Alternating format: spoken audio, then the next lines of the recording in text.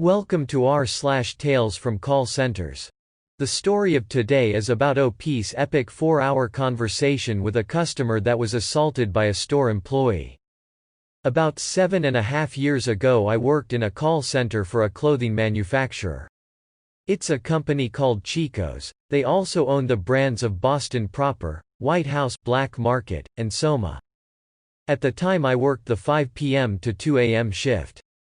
Handled all calls, that is, sales calls as well as customer support calls. I took the most epic call of my life one night. We'll call the customer Betty, for lack of any other name. So it's 11:55 p.m. and I answer the call. Me. Thank you for calling Chico's, this is Kitely, may I have your account number please? Betty. It's 123 etc. Basically I go through the verification process of checking name, address, telephone number.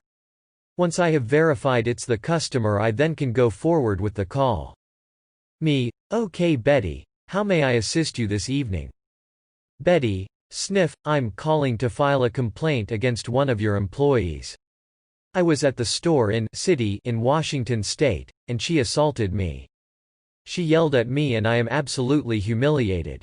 Me. Oh goodness, Betty, please accept my sincerest apologies that this occurred. We here at Chico's value our customers and this action goes against our very core values. Meanwhile, I'm pressing the emergency button on my phone to alert manager on duty to listen in on the call.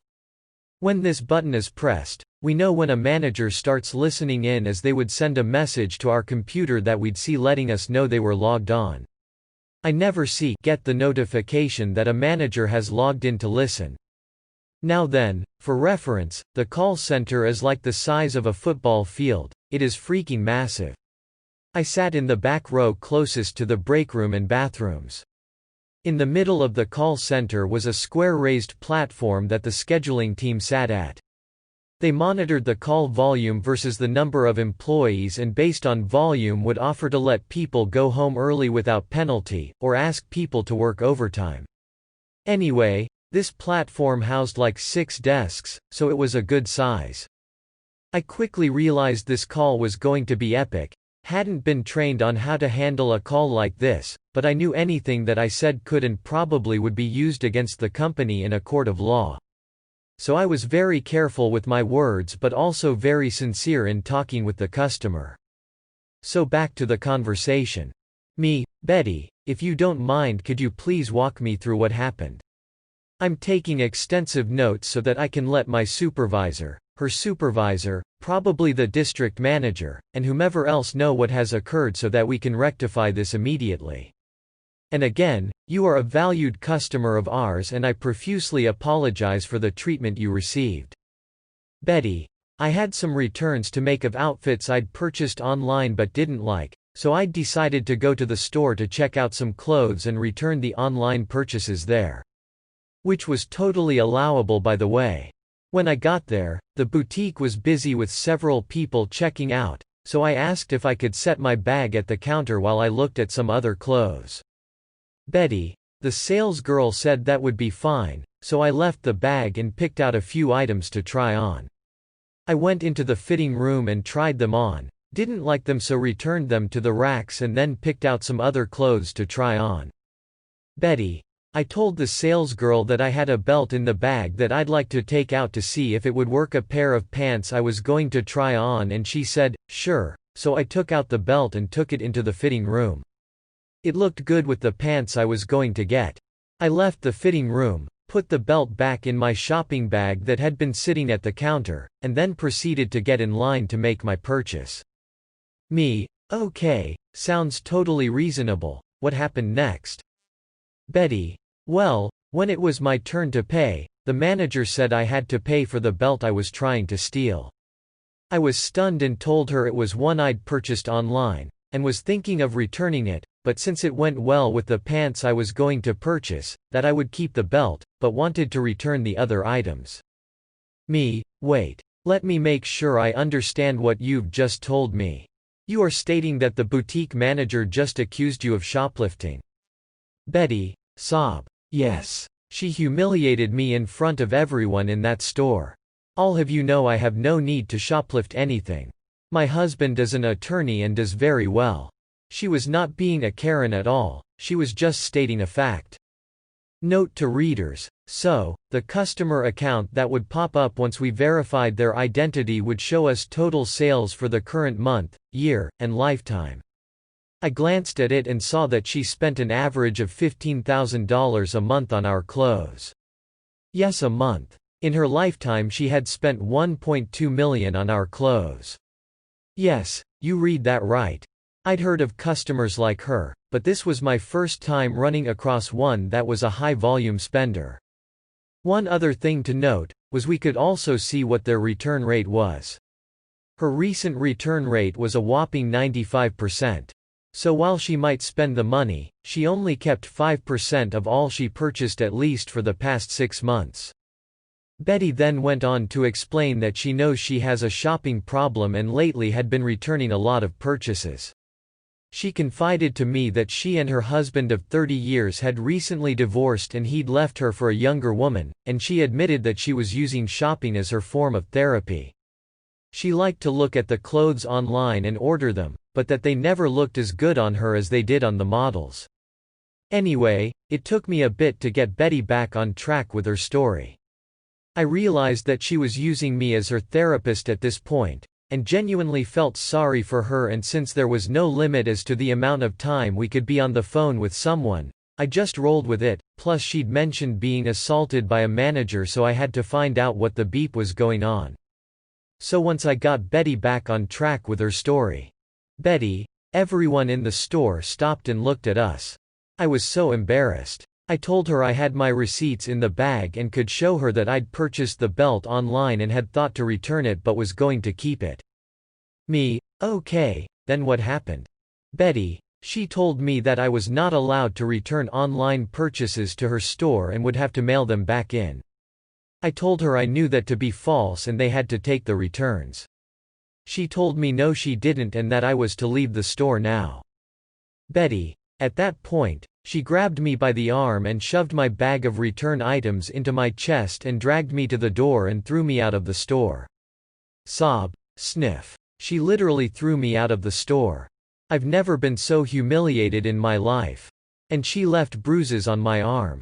Me, reiterating what I said earlier about Chico's and valuing our customers, etc., and profusely apologizing and telling her that no one has the right to touch anyone else nor to throw them out of the store for wanting to make a return.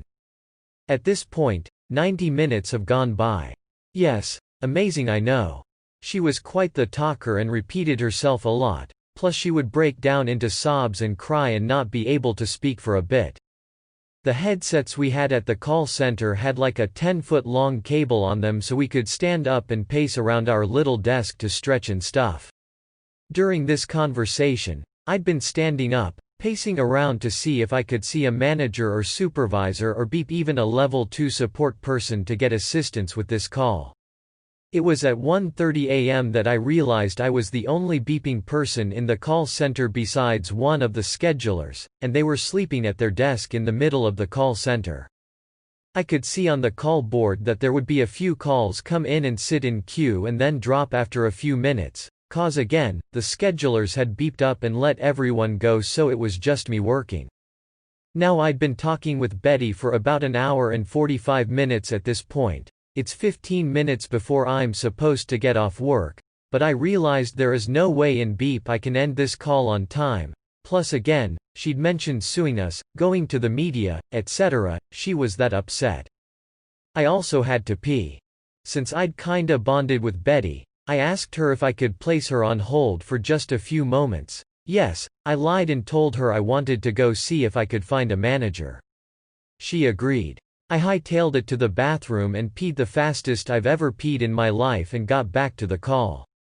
Apologized to Betty that I couldn't find a manager and continued on with the call. The next 2 hours, yes, 2 hours, of this call proceeded to be Betty repeating the entire story from start to finish to me. I was working hard to not say anything that would put Chico's in jeopardy, but also to let her know I was sincere with my apologies for the action of the manager. I did manage to get the name of the manager from her, and while she was talking some more I researched quickly and determined that it was the correct name for the manager of the store she mentioned. I'd been typing everything she said. I type 120 words a minute, thank you 9th grade typing class, and had filled out a customer complaint form, as well as noting everything on her account. I was very careful with my responses. By that I mean I didn't say things like "oh my god" or "good lord no." I stayed professional and factual and verified what she was telling me. I did tell her that I had made a note on her account that the next time she placed an order via phone with us to give her a 50% discount on the entire purchase, one time. She normally made her orders via the internet, but I wanted her to call in as I was thinking maybe talking to someone would be therapy enough and she wouldn't buy so many things to then return them. Anyway, it was going on 4 a.m. and one other employee finally came in the building. What were the schedulers thinking? I was supposed to leave at 2 and they didn't have anyone covering until 4 a.m.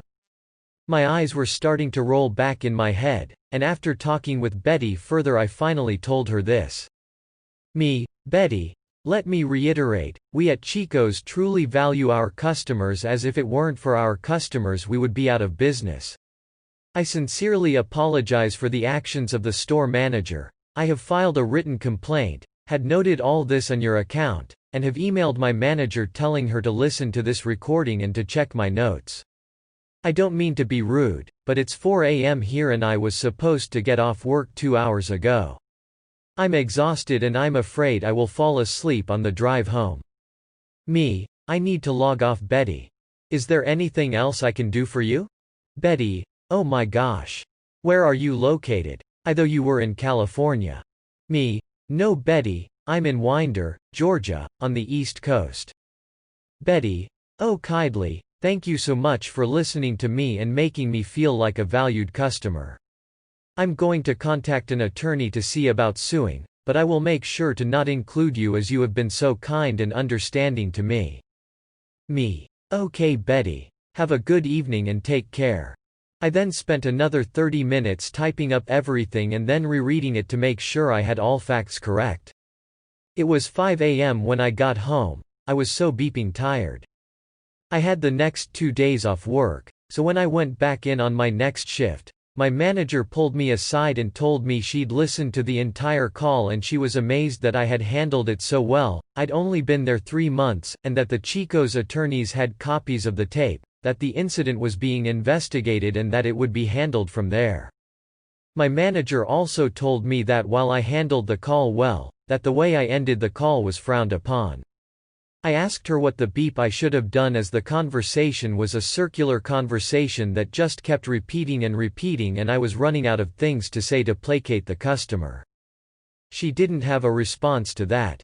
I also told her there was no manager on duty nor were there any other call handlers, which upset her greatly and she raised beep about that. I think the manager on duty was hiding in an office sleeping. A few months later I was curious and wanted to pull up her account to see what had occurred. Any interactions with customer were to be noted on their accounts, even in stores if there was an issue. However, I had heard that accounts were tracked as to who accessed and that audits were routinely done, so I didn't touch it. Instead I asked my manager what happened and she told me this. It did not go to court. There were witnesses that verified the manager did in fact assault the customer and forcibly shove her out of the store. Apparently the company gave Betty a settlement in the form of clothing she could purchase from us and not have to pay for it. I don't know the amount. Man, just typing this all out exhausts me from remembering that night. Thank you for watching. Error. Problem detected. Not enough subscribers. Please subscribe, like and comment.